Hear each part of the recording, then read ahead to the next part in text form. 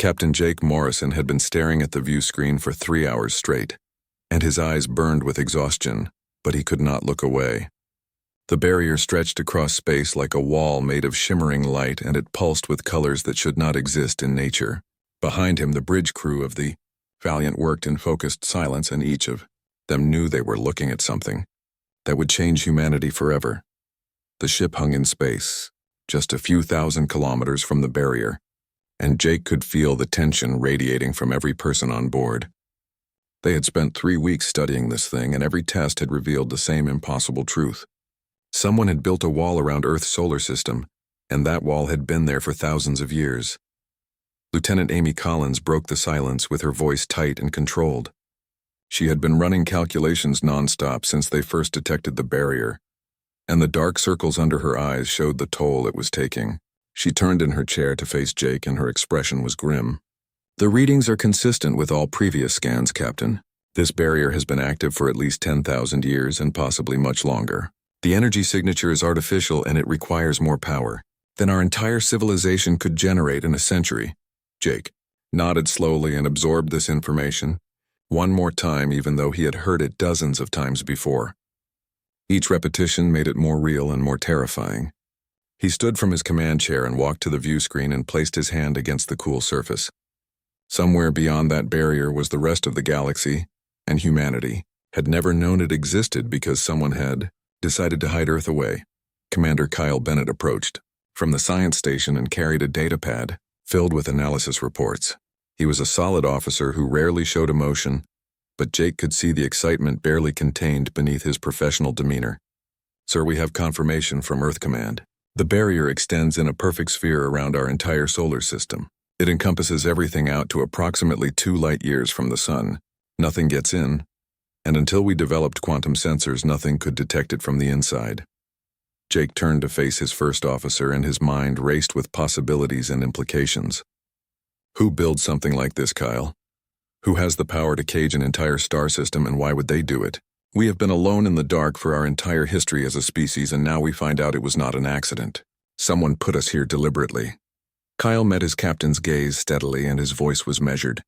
"The question is whether they were trying to keep us in, or keep something else out. Either way, we need to know the truth. Earth Command has authorized us to attempt a breach of the barrier. We are the fastest ship humanity has ever built, and if anyone can get through this thing, it is us." The weight of that responsibility settled on Jake's shoulders like a physical burden. The Valiant was humanity's first true faster-than-light vessel, and it represented decades of research and the combined efforts of every nation on Earth. They had built it to explore the stars and find other life in the universe. Instead, they had found a prison wall. Amy spoke up again, and her fingers flew across her console as she pulled up new data. "Captain, I am picking up something strange. The barrier is responding to our presence. The energy fluctuations are increasing in our immediate area. It is almost like it knows we are here." Jake returned to his chair and settled into it while his mind worked through tactical considerations. "All stations report readiness status. If we are going through this thing, I want to know that every system on this ship is functioning perfectly. Amy, I need you to keep monitoring those fluctuations and tell me the instant anything changes. Kyle, get me a direct line to Earth Command. They need to know what we are about to attempt." The bridge became a flurry of controlled activity as each officer ran through their checklists.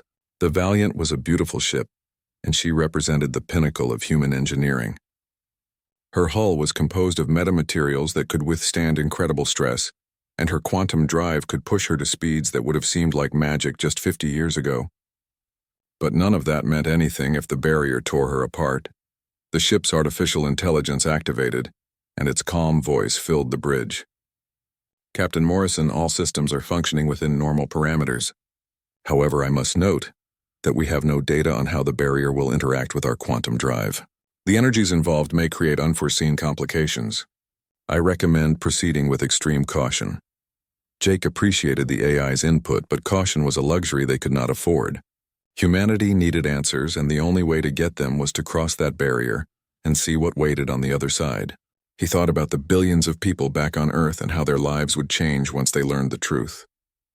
For generations, humans had wondered if they were alone in the universe. They had built radio telescopes and sent out messages and scanned the skies for any sign of other intelligent life. Every search had come up empty, and humanity had begun to accept that they might be the only conscious beings in an infinite cosmos. Now they knew better. The silence had not been natural. It had been enforced. Amy's voice cut through his thoughts, and there was urgency in her tone. Captain, the barrier is definitely reacting to us. The energy levels are spiking, and I am seeing patterns that suggest some kind of intelligence behind it. This is not just a wall. It is more like a system that responds to specific conditions. Kyle leaned over her station and studied the readings. Can you determine what it is responding to? Is it our ship's emissions or our quantum drive signature or something else entirely? Amy shook her head, and her frustration was evident. I cannot tell. The technology behind this thing is so far beyond anything we understand. It is like trying to explain a computer to someone from the Stone Age. We do not even have the framework to comprehend what we are looking at. Jake made his decision. All hands prepare for barrier breach. Helm, bring us to within 100 meters of the barrier and hold position. Amy, I want you recording everything. Every sensor we have needs to be capturing data. If something goes wrong, the people back home need to know what happened. The Valiant moved forward, and her engines hummed with barely restrained power. The barrier grew larger on the view screen until it filled their entire field of vision. Up close, Jake could see that it was not solid but rather composed of countless layers of energy that shifted and flowed like liquid light. It was beautiful and terrifying in equal measure. His hand hovered over the control that would engage the quantum drive and push them through the barrier. He thought about his family back on Earth and his daughter, who was just starting university. He thought about all the hopes and dreams that humanity had invested in this mission. Then he thought about the unknown civilization that had imprisoned them, and the secrets that waited beyond. Jake pressed the control and spoke clearly. Take us through. The Valiant shuddered as it pushed through the barrier, and every alarm on the bridge screamed at once. Jake gripped his chair armrests as the ship bucked and twisted like a living thing trying to shake them off. The view screen showed nothing but chaos and swirling colors that hurt to look at. Then suddenly everything went quiet and still. They were through. Jake blinked and tried to clear his vision. The bridge lights had dimmed automatically and were slowly coming back to full brightness. Around him, his crew was checking their stations and running diagnostics. Amy's fingers flew across her console, and her face was pale but determined. Kyle was already on his feet and moving between stations to assess their status. The view screen cleared, and what Jake saw made his breath catch in his throat. Space on this side of the barrier was filled with light. Not the cold, distant light of stars, but the warm glow of thousands of ships and stations and structures that stretched as far as sensors could detect. Humanity had spent centuries looking at empty space and wondering if they were alone. Now Jake understood that they had been looking at a curtain that hid the truth. Amy spoke first, and her voice cracked slightly. Captain, I am reading over 5,000 distinct energy signatures within scanner range. They are ships and stations, and some structures I cannot even identify. We are being hailed on multiple frequencies. Some of them are using radio waves, and others are using methods our equipment barely registers. Jake forced himself to focus. Open a channel on standard radio frequencies. Let them know we come in peace and that this is humanity's first contact with other species. Amy, keep recording everything. Kyle, I want a full tactical assessment, but keep our weapons powered down. We are not here to fight. The response came faster than Jake expected. A voice filled the bridge, and it spoke in perfect English, though there was something artificial about the pronunciation. This was a translation system at work. Human vessel, you are in violation of Galactic Union quarantine protocols. Power down your engines and prepare to be boarded. Any resistance will be met with force. You have 10 of your minutes to comply. Jake looked at Kyle and saw his own concern reflected in his first officer's eyes. They had crossed the barrier expecting to find other life, but not this. Not a galactic government with laws and protocols and military forces. Kyle moved close and spoke quietly. Sir, we need to comply. We are one ship and they have thousands. We came here seeking peaceful contact, and that means following their rules. Jake nodded and gave the order to power down their engines. The Valiant went into standby mode and hung in space like a metal seed pod, waiting to see if it would be allowed to grow. Within minutes, 3 alien ships approached, and they were unlike anything humans had ever built. They were organic-looking and flowed with curves and patterns that seemed more grown than constructed. A docking tube extended from the nearest alien ship and attached to the Valiant's airlock with a gentle thud. Jake stood and straightened his uniform. Amy and Kyle, I want you with me. The rest of the crew maintains stations and follows standard first contact protocols. If anything happens to us, you get this ship and all our data back to Earth. That is an order. Ambassador Lisa Harper was already waiting at the airlock. She had been assigned to the Valiant specifically for situations like this, and her expertise in diplomacy and linguistics made her invaluable. She was a small woman with sharp eyes and an even sharper mind. She looked calm, but Jake noticed her hands were clasped tightly together. This is what I trained my whole life for, Captain. Let me do the talking unless they address you directly. We need to understand their culture before we make any mistakes. The airlock opened and 3 figures entered. The first was insectoid with multiple limbs and compound eyes that reflected the light in unsettling ways. The second appeared to be made of crystal or glass, and it floated rather than walked. The third looked somewhat like a wolf that had learned to walk upright, and its fur was marked with patterns that might have been natural or might have been tattoos. All 3 wore devices around what Jake assumed were their necks, and those devices began speaking in English. The insectoid stepped forward, and its limbs clicked against the deck plating. I am Crixtel of the Galactic Union Security Council. You humans have committed a serious violation. Your species was placed under quarantine 12,000 of your years ago. That quarantine was established for very specific reasons, and it was not meant to be broken. Lisa stepped forward, and her voice was steady and professional. I am Ambassador Lisa Harper, representing the people of Earth. We were not aware of any quarantine. We only recently developed the technology to detect the barrier around our solar system. We mean no harm and seek only to understand our place in the galaxy. Surely you can understand our desire to explore and meet other intelligent species. The crystalline being pulsed with light, and its translator rendered the pulses as words. Understanding is irrelevant. The protocols exist for protection. You must return to your quarantine zone immediately. The barriers will be reinforced and you will forget what you have seen here. Jake could not stay silent any longer. Forget what we have seen.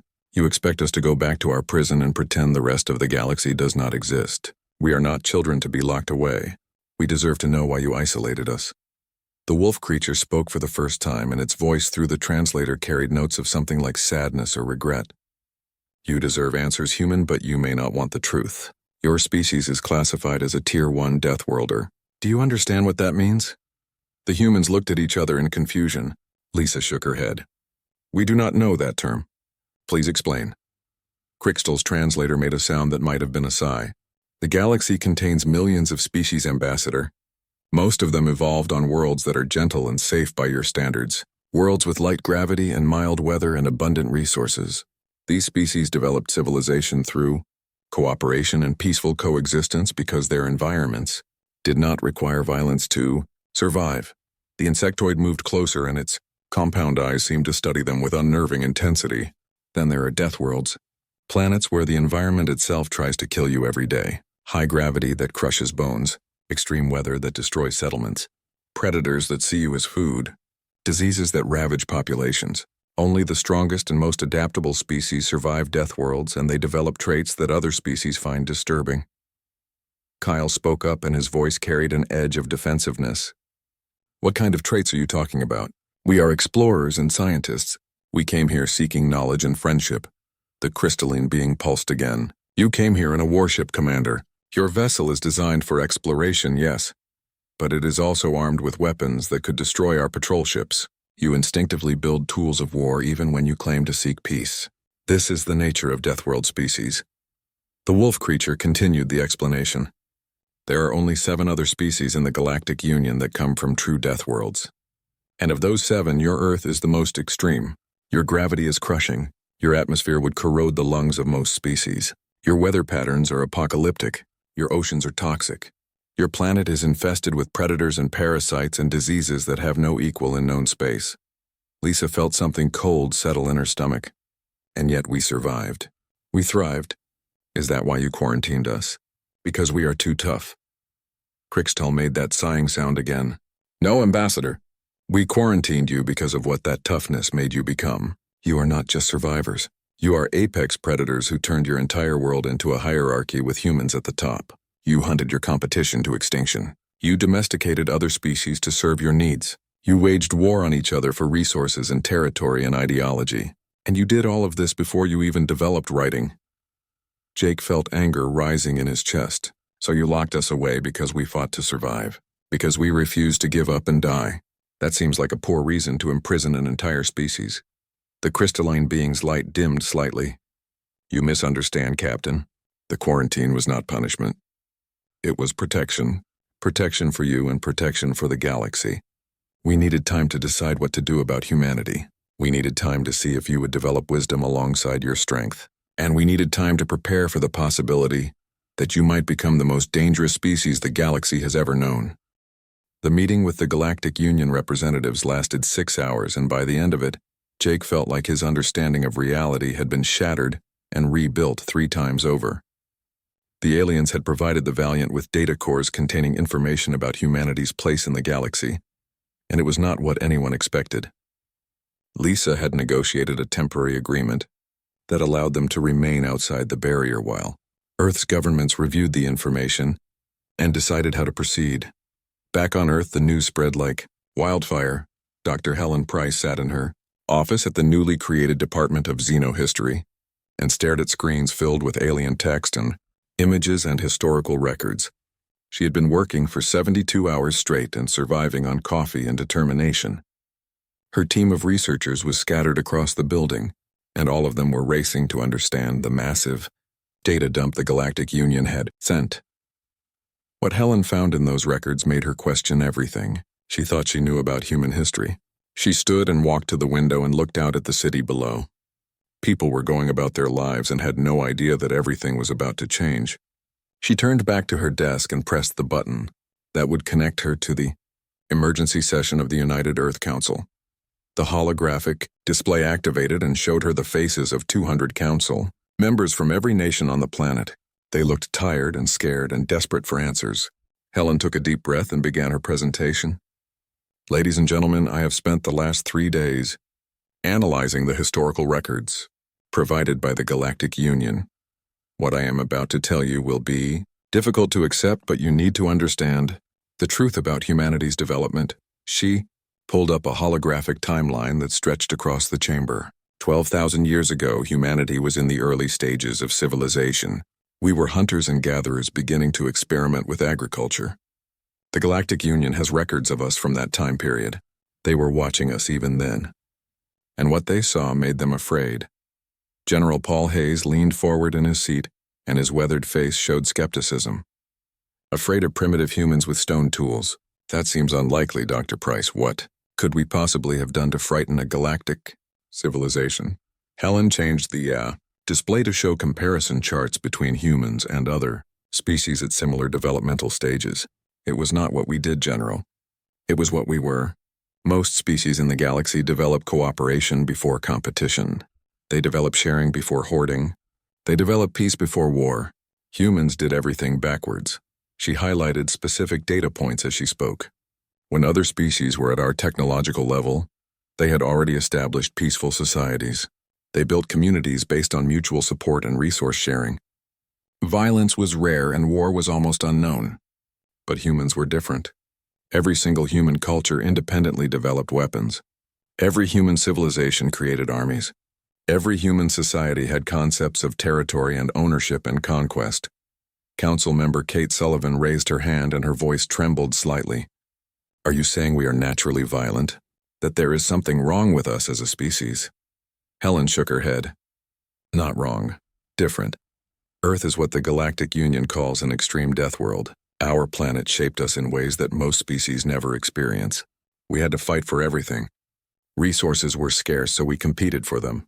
Predators threatened us, so we became better predators. The environment tried to kill us, so we learned to dominate it. This made us incredibly good at survival, but it also made us dangerous. She pulled up images of early human art, and the council members stared at cave paintings showing hunts and battles and territorial conflicts. Our earliest art depicts violence. Our first stories are about heroes who defeat monsters and conquer enemies.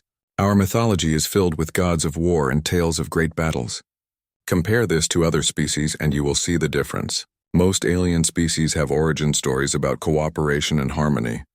Their early art shows communities working together. Their gods represent knowledge and growth and peace. Helen's voice grew quieter but more intense. The Galactic Union ran projections. They used advanced computer models to predict what would happen if humanity reached the stars without intervention. The results terrified them. In 73% of their simulations, we caused galactic-scale warfare within 500 years of achieving faster-than-light travel. The chamber erupted in shocked murmurs and arguments. Helen waited for them to quiet down before continuing. The simulations showed that humans do not just fight. We innovate warfare. We turn everything into a weapon. We study our enemies and learn their weaknesses and exploit them without mercy. We hold grudges across generations. We never surrender and we never forget. These traits made us excellent survivors on Earth, but they make us potentially catastrophic in galactic society. Paul Hayes stood up and his voice carried authority that cut through the noise. So they locked us away. They put us in a cage and watched us like animals in a zoo. Is that what you are telling us, Doctor? Helen nodded slowly.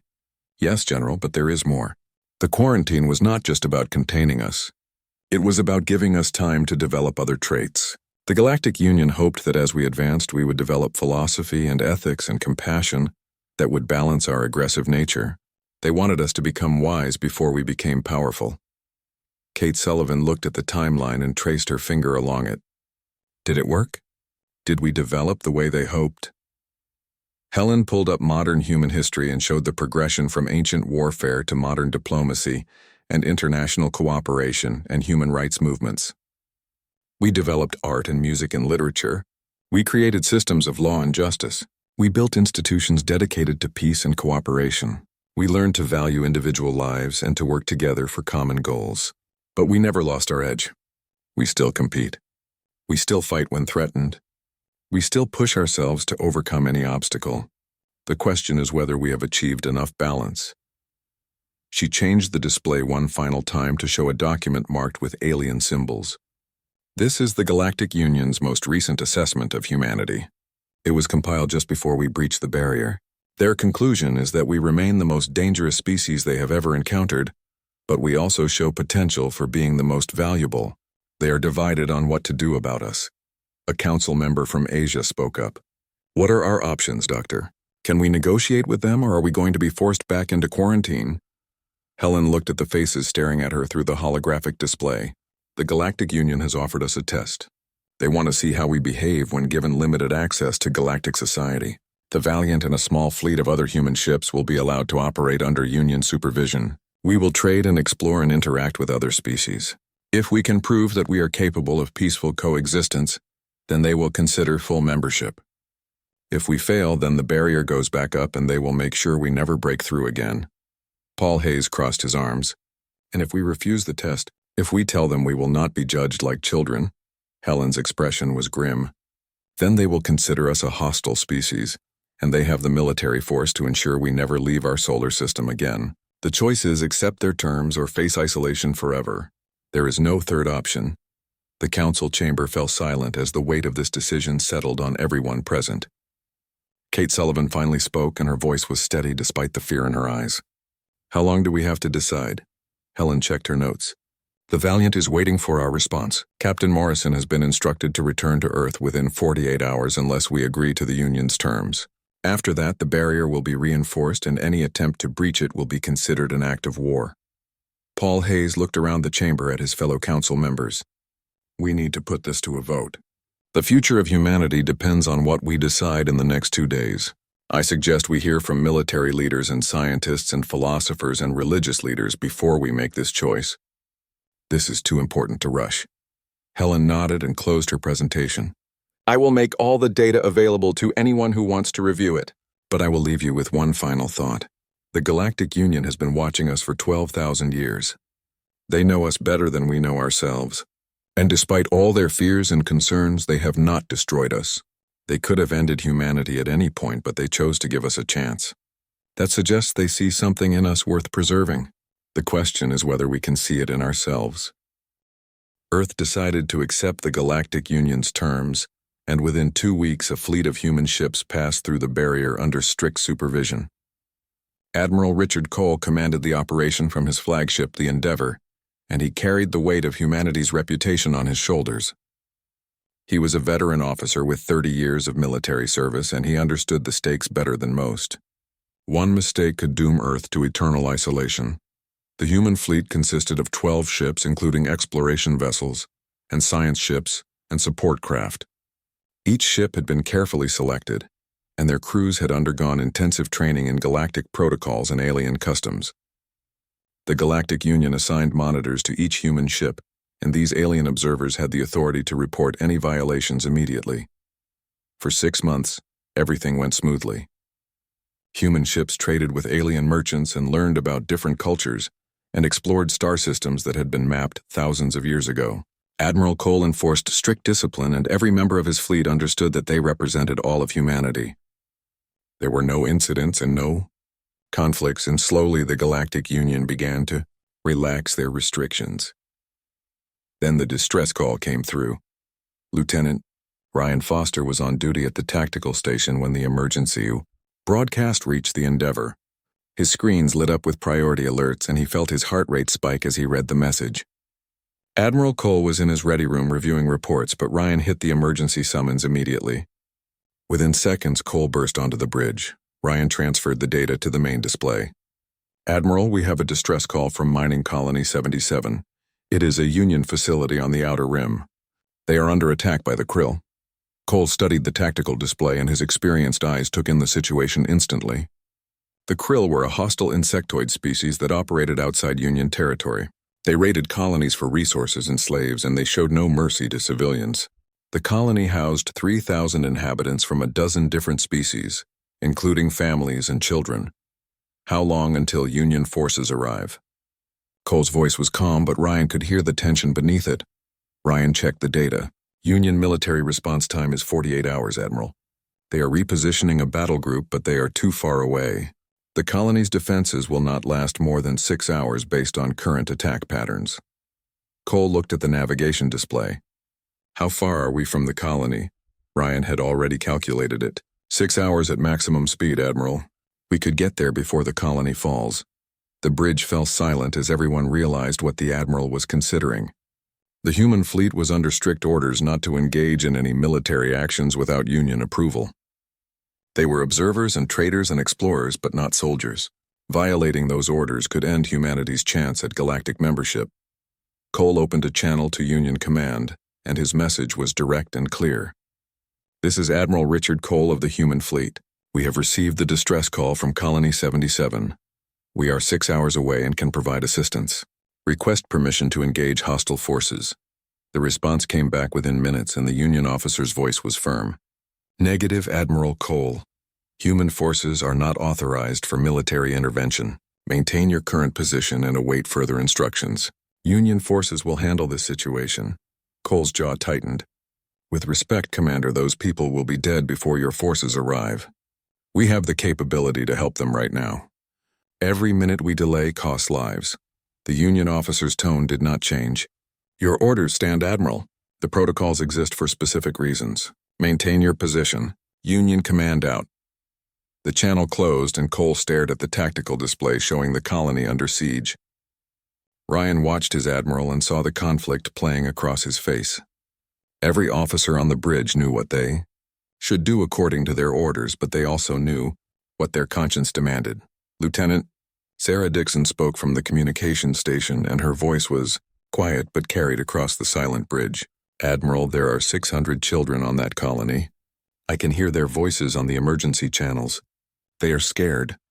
Cole closed his eyes for a moment, and when he opened them, his decision was made. He touched the ship-wide intercom. All hands, this is the Admiral. We are about to violate direct orders from Union Command. We are going to help those people at Colony 77 because it is the right thing to do. I take full responsibility for this decision. If anyone has objections, they should report to their stations and log them officially. We move out in 5 minutes. No one moved to log objections. The Endeavor and 3 escort ships broke formation and jumped to maximum speed toward the colony.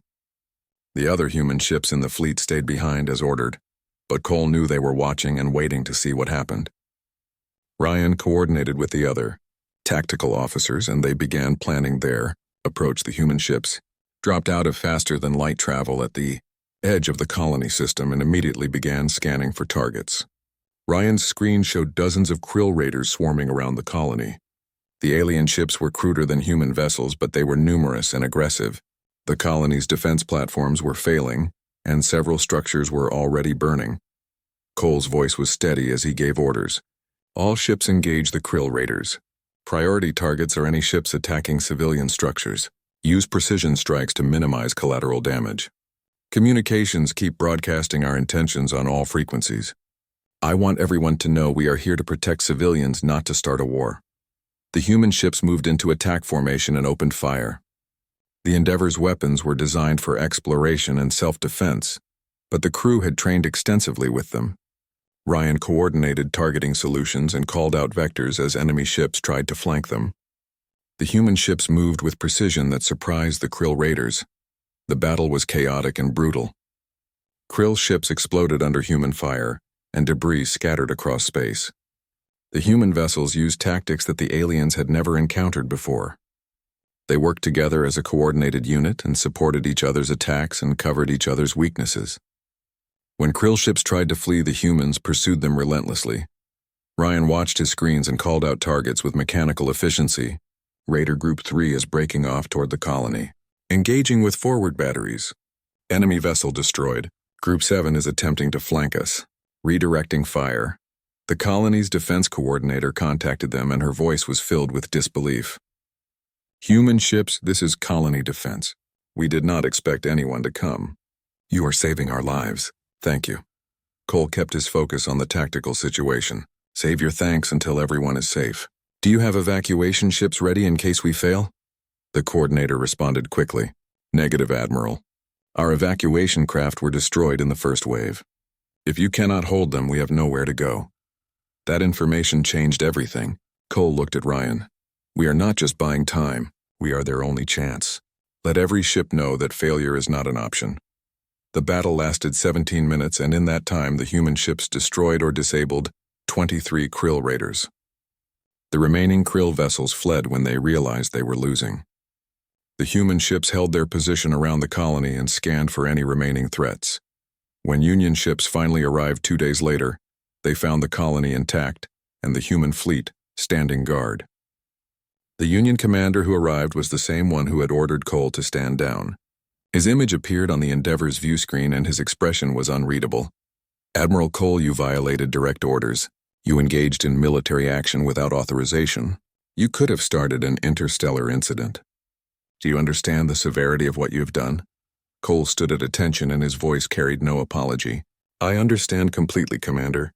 I also understand that 3,000 people are alive because we acted. If following your orders meant letting innocent beings die, then your orders were wrong. The Union commander was silent for a long moment. Then something unexpected happened. The alien officer's expression shifted, and he made a gesture that the translator interpreted as respect. Admiral Cole, you are confined to your ship until the Union Council decides what to do with you. But off the record, I want you to know that you did what I wish I had the courage to do. Those people owe you their lives. The channel closed, and Cole sat in his command chair. Ryan approached him cautiously. Sir, what do you think will happen now? Cole looked at the colony on the view screen where lights were coming back on and repair crews were already working. I think we just proved something important, Ryan. We proved that humans are dangerous, yes, but we are dangerous in defense of those who cannot defend themselves. Maybe that is what the galaxy needs to understand about us. The Galactic Union Council chambers were larger than any human building, and they stretched upward until the ceiling disappeared into artificial clouds. Thousands of representatives from hundreds of species filled the space, and their voices created a sound like rushing water as they debated humanity's fate. Ambassador Lisa Harper stood in the center of the chamber on a platform that floated above the floor, and she felt very small and very alone. Admiral Cole was confined to his ship, awaiting judgment, but Lisa had been summoned to speak on behalf of all humanity. The events at Colony 77 had forced the Union to make a final decision about Earth. Some council members wanted to seal humanity behind the barrier forever. Others argued for giving them another chance. The debate had raged for 3 days, and now they wanted to hear from a human voice. The chamber fell silent as Prime Historian Velshara floated forward. The ancient being was one of the oldest members of the council, and few knew exactly what species it belonged to. Its form shifted like smoke, and its voice seemed to come from everywhere at once. Ambassador Harper, you stand before us as a representative of Earth. The actions of Admiral Cole have created a crisis. He violated direct orders and engaged in military action without authorization. Some call him a hero. Others call him a threat. We want to hear what you say." Lisa took a deep breath and gathered her thoughts. She had spent 3 days preparing for this moment, but now that it was here, all her careful speeches seemed inadequate. She decided to speak from her heart instead. "Prime Historian and honored council members, I will not defend Admiral Cole's actions by claiming he followed your orders. He did not. He broke the rules you set for us. But I ask you to consider why he broke those rules." She paused and looked around at the thousands of alien faces watching her. There were 3,000 beings on that colony. 600 of them were children. Admiral Cole knew that following orders meant those people would die. He chose to save lives over following protocols. Is that not the kind of decision you would want any species to make? A council member from the Dreth Collective spoke up, and its mechanical voice echoed through the chamber. "But that is exactly what makes humans dangerous, Ambassador. You prioritize immediate emotional responses over long-term strategic thinking. You act first and consider consequences later. This is not wisdom. This is recklessness." Lisa nodded, accepting the criticism. "You are right that humans can be reckless. We do act on emotion, and we do sometimes ignore consequences when we see people suffering. But is that really a flaw? How many species in this chamber would have done what Admiral Cole did? How many of you would have sacrificed your careers and your species' future to save strangers?" The chamber erupted in discussion, and Lisa could hear hundreds of voices arguing in languages she could not understand. Belshara raised one smoky appendage and silence returned. "Ambassador Harper, you make an interesting point, but you still do not understand the full truth. It is time you learned why Earth was truly hidden away." Lisa felt a chill run down her spine. She had thought she knew the whole story, but the Prime Historian's tone suggested otherwise. The holographic displays around the chamber changed and showed images of space battles and burning worlds and species she had never seen before. Belshara's voice took on a tone that might have been grief. 60,000 of your years ago, this galaxy faced extinction. An enemy came from beyond our borders. We called them the Consuming Dark because they were like a wave of darkness that swallowed everything in its path. They were not interested in conquest or resources. They existed only to consume and destroy. They were relentless and unstoppable and merciless. The images showed alien fleets fighting desperate battles against creatures that looked like nightmares made solid. Lisa watched as world after world fell, and civilizations that had existed for millions of years were wiped out in days. The greatest military powers in the galaxy could not stop them. The Prime Historian continued. "We tried everything. We built weapons that could crack planets. We created diseases that could kill any living thing. We developed artificial intelligence that could think faster than any biological mind. Nothing worked. The Consuming Dark adapted to everything we threw at them. We were losing, and we knew that within a century they would consume every living thing in the galaxy." Belshara paused, and the chamber remained silent. "Then we found Earth. We found a young species that showed traits we had never seen before. You were primitive and violent and aggressive. You fought each other constantly, and you turned everything into weapons. And we made a decision that has haunted this council ever since." Lisa felt sick as she realized what was coming. "You experimented on us. You made Earth more dangerous deliberately." The Prime Historian's form flickered with something that looked like shame. "Yes. We introduced predators to your world that should not have been there. We manipulated your climate to make it harsher. We caused your ice ages. We did everything we could to force your evolution in a specific direction. We needed warriors, and we shaped you into weapons without ever asking your permission." The chamber filled with shocked murmurs from species who had not known this truth. Lisa felt anger rising in her chest. "You tortured an entire species for thousands of years. You killed millions of our ancestors through your manipulations. How dare you judge us for being dangerous when you made us this way?" Belshara did not deny it. "You are right to be angry, Ambassador. What we did was wrong, but understand that we were desperate. The Consuming Dark was at our doorstep, and we needed a miracle. So we created one." The holographic display changed to show Earth's solar system surrounded by the enemy. "When the Consuming Dark reached your world, we lifted the first version of the barrier. We let them land on Earth, expecting them to consume your species like they had consumed thousands of others. But something different happened. The images showed early humans fighting the alien invaders with stone weapons and fire. Your ancestors were supposed to die. Instead, they fought back. They studied the enemy and learned their weaknesses. They adapted their tactics and they never gave up. Within 3 generations, early humans were hunting the consuming dark for food. They were using their shells as tools and their bones as weapons. You turned an extinction-level threat into a resource. Lisa stared at the images in disbelief. Our ancestors defeated them with Stone Age technology. They broke them. Velshara confirmed. The consuming dark had never encountered resistance like that before. They were used to advanced civilizations that relied on technology and strategy. But humans were different. You fought with a ferocity born from millions of years of survival on the hardest world we had ever found. The enemy could not adapt fast enough. They retreated from Earth and they never fully recovered. Your ancestors saved the galaxy without ever knowing there was a galaxy to save. The chamber was completely silent now. Lisa felt tears on her face, and she did not know if they were from pride or anger or grief for all the humans who had died never knowing their sacrifice. And then you locked us away. Her voice was bitter. You used us, and then you were afraid of what you had created, so you imprisoned us for 12,000 years. Velshara's form dimmed. Yes, we realized we had created something potentially more dangerous than what we were fighting. We gave you time to develop culture and philosophy and ethics. We hoped you would become wise before you became powerful. But we also watched and waited because we knew the consuming dark was still out there, wounded but not destroyed, and we knew that eventually we might need Earth's children again. Lisa understood now. That is why you are debating what to do with us.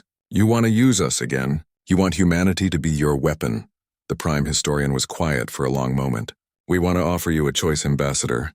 You can return to Earth and we will seal the barrier forever. You will be safe and isolated and you will never know the dangers of the galaxy. Or you can join the Galactic Union as our defenders. You will serve as the shield that protects species that have forgotten how to fight. You will face threats that terrify everyone else. And you will do it knowing that we shaped you for this purpose without your consent. Lisa looked around the chamber at thousands of alien faces. Some looked hopeful and some looked fearful and some looked ashamed. She thought about Admiral Cole saving the colony. And she thought about her ancestors fighting impossible odds with stone weapons. She thought about humanity's long history of choosing to fight rather than surrender. What happens if we refuse both options? What if we decide to leave the Union but stay outside the barrier? Then we will fight you, Velshara said simply.